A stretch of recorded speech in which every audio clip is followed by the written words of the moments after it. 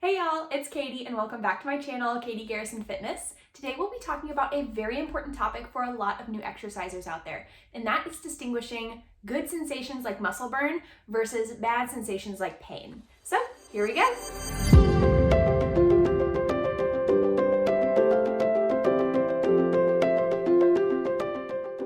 So believe it or not, it's a lot more common than you'd think, but a lot of brand new exercisers don't really know what type of sensations they should be feeling during their workouts. And that's a really important skill to learn, is to be able to distinguish the difference so you can understand the signals that your body is sending you through those sensations to be able to respond accordingly. And that way we can listen to our bodies and understand when we need maybe a little more or maybe a little bit less, whether that's intensity, reps, sets, or range of motion.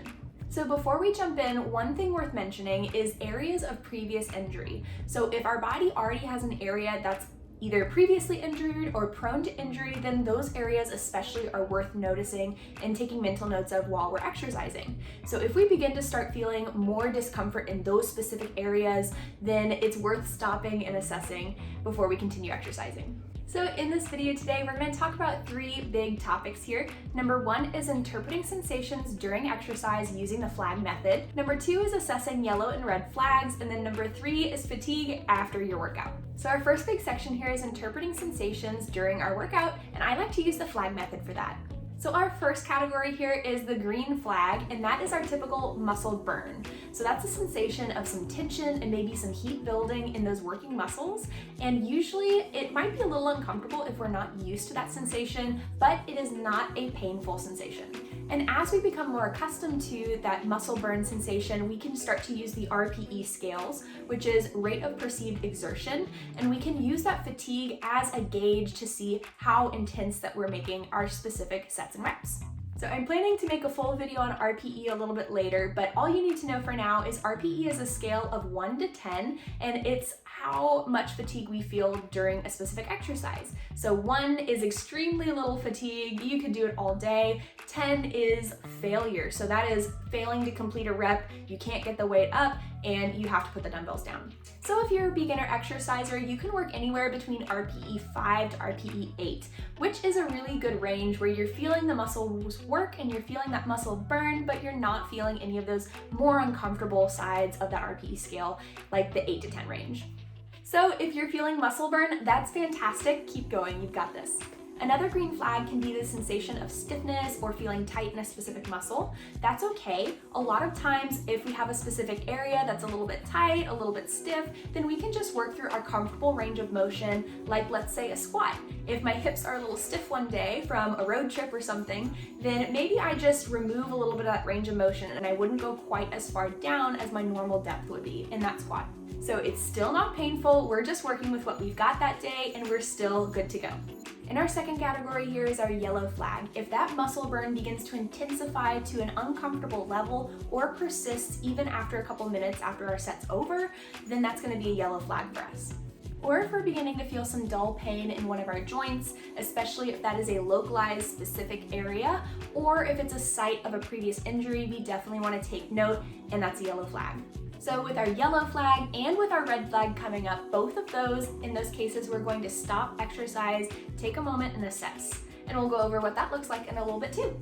Speaking of red flags, this is our final category here. If we have any type of acute, sharp, or lightning type pains in muscles or joints, we always want to stop and take a moment to assess, especially if those pains are in an area of previous injury. So after we stop exercise, how do we assess these yellow and red flags? Let's take a look. So first off, I want to get rid of that phrase, no pain, no gain, because that is total garbage. We never want to blindly push through pain if it is legitimate pain. Our bodies send us those sensations for a reason, and it's our responsibility to stop and listen to that sensation. So if we encounter a yellow or red flag during exercise, step one is to stop the exercise and just take a seat for a few minutes. That's 2 to 3 minutes just to cool the body down, take a second, rest your muscles, rest your joints, and then we can assess from there. Step two is to try repeating that motion without any weight. If the sensation has completely gone away, then great, you can probably continue exercise, no problem. If the sensation has decreased or gone down slightly since that initial sensation, then you can probably jump in, just be a little cautious and maybe reduce your weight a little bit, go back on the sets and reps a little bit, whatever works, just as long as you don't aggravate it further. But if the sensation has lingered through your rest period or it's still just as intense as it was that initial time, then you probably want to back off on that exercise and remove any similar motions from the workout of the day, or maybe even just stop the exercise for the day. There's absolutely no shame in cutting back on an exercise or stopping a workout in the middle if you need to, especially if your body tells you you should. Today was a good example of that in my life because I was in the middle of a cycle class and my knee, which is 10 months post ACL reconstruction, my knee told me, nope, you're done for the day. So I got off my bike and left. And that is so important, to be able to listen to our bodies and respond in a healthy way instead of trying to push through and causing extra problems for ourselves. And the exception here is muscle cramps. There's a couple types of common muscle cramps that come and go fairly easily, like side stitches or shin splints, that you can sometimes push through a little bit and still be able to exercise afterwards. You can take a total rest if you need to, take a seat, wait until it passes, and then continue. Or if you're just not into that, you can stop the exercise, but typically they will go away on their own, and they can be prevented through hydration, so make sure to drink up. And our last category here is fatigue after exercise, and that usually happens between 24 and 48 hours after the workout. So a lot of people think with the no pain, no gain stigma that a lot of fatigue after a workout means that you did a really great workout and that it was super effective, but that's not always the case. Hear me out. So we have 3 big levels of fatigue here. Number 1 is 0 to light fatigue, and this is the golden zone. This is where we want to be after our workouts. In this zone, you have a little bit of fatigue and you have that little reminder like, yes, you did work hard yesterday, good job, but it's not an overwhelming type of fatigue and it certainly does not hinder any aspects of your daily activities. It's just kind of like your muscles giving you a small little thank you reminder that you did a good job the day before.